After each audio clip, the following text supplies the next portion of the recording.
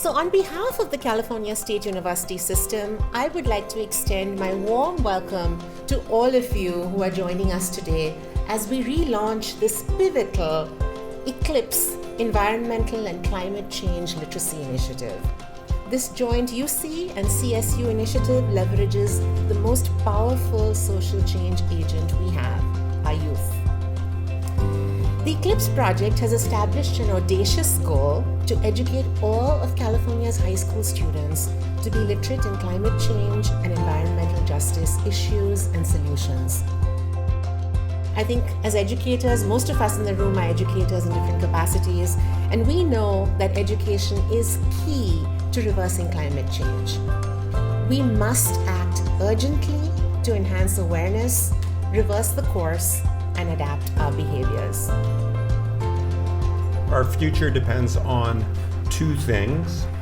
First, bending the curve now to slow down the onset of an environmental collapse, to give us a little more time to solve this problem. It also depends on a second thing, to educate young people with the knowledge and competencies necessary to confront the extraordinary challenges that they will regrettably be inheriting from us in the future. So I personally grew up 30 feet across the street from an active oil and gas well. In my personal story, I had it all. Nosebleeds so intense I could not sleep in my own bed. I had to sleep in a chair to prevent choking on my own blood. I developed asthma, that's something I'm always going to live with now. Heart palpitations, and I used a heart monitor for several weeks. I fight so nobody has my childhood. I fight so urban oil drilling is read about in history books. So my question to you all is, will you raise your fist in the air and demand to end urban oil drilling and establish environmental justice? Or will you wait until your life is the one at risk? Less than 5% of countries globally mandate ocean education in the natural curriculum, and few people ever learn about it in a really meaningful way. Omitting ocean from education doesn't just fail to give us an understanding of the source of life on Earth, it instills a belief in almost all of us at a very early age that the ocean isn't really that important. Our lack of ocean literacy has completely undermined our efforts to understand and solve environmental issues such as climate change and biodiversity loss. So how do we push forward this green learning agenda, and at a time when our teachers and schools are already tapped with a myriad of responsibilities? First, we provide experiential opportunities across the curriculum for our students to develop a deep personal connection with nature, to learn how climate change is having a daily impact on their lives and their communities, and encourage students to advocate for climate action. This could be done by starting a school garden, by a composting program, or a small business development, or even a letter writing campaign. Secondly, we equip our students to facilitate conversations to change behaviors in their families and in their communities, and work with them to create localized solutions, whether that be in their homes, in their communities, or in their wider cities. In the last year, millions of people have been impacted by multiple disasters: wildfires, blackouts, heat waves, drought, hazardous air quality, and of course the ever-present COVID-19 pandemic. These are all major life events. These compounding of disasters have cascading health, social, and economic impacts.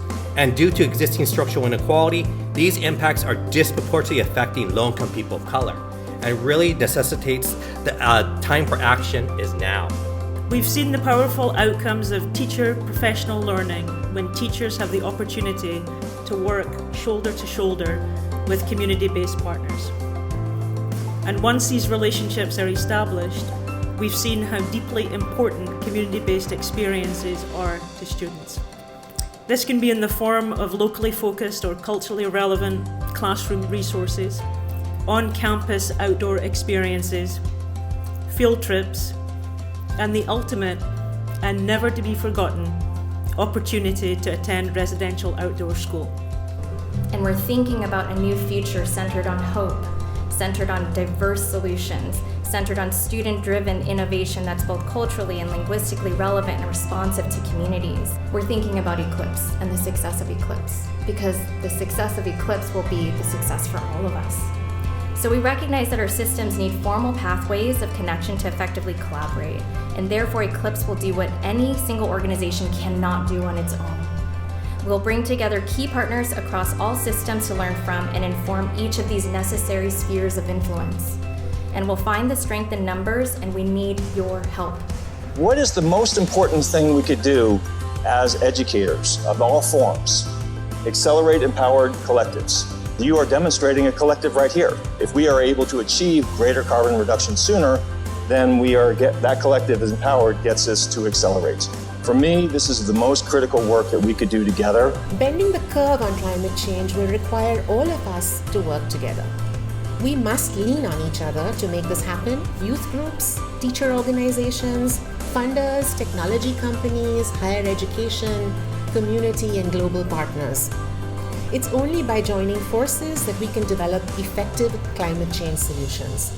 Let's seize this moment and do our part.